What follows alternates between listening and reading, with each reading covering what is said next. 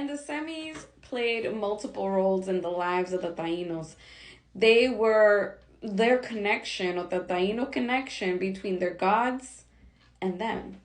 From what is known, usually a very renowned or powerful or loved cacique, when he passed away, he was transformed into a Zemi.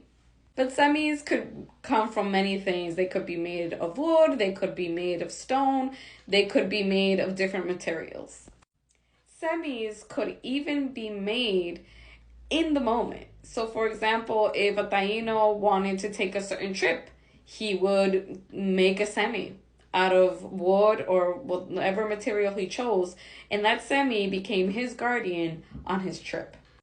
The Zemis had power over everything, all kinds of elements, and they even saw them as the source of power for their crops. They would bury the Zemis in the fields, and for them, that's how you made things grow. The Zemis had to be appeased because it was through the Zemi that the person could either do or not do what they were asking. If the Zemi became angry, it could block your way and prevent you from getting what you needed.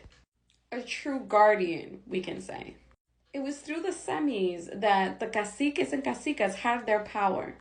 So it was something of great concern for the Tainos when the Spanish came. They did not want their Zemis falling in the hands of these foreigners. They sincerely believed that if they got the Zemi, these people would gain power. Each Ucayeke had their own personal Zemi that protected their village. There were Zemis located in the entrances of caves, and also where the bate, which is here, their ceremonial center, was located, there would be a Zemi there as well.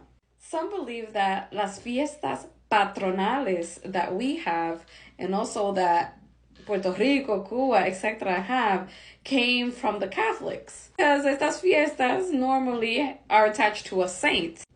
However, there have been studies that have shown that many of these traditions actually come from the indigenous population.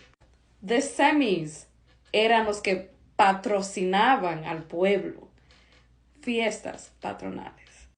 So as the Catholic tradition has shown, what many of them did, what many of the friars and the other religious people did, was that they just included the already established traditions and made them Christian.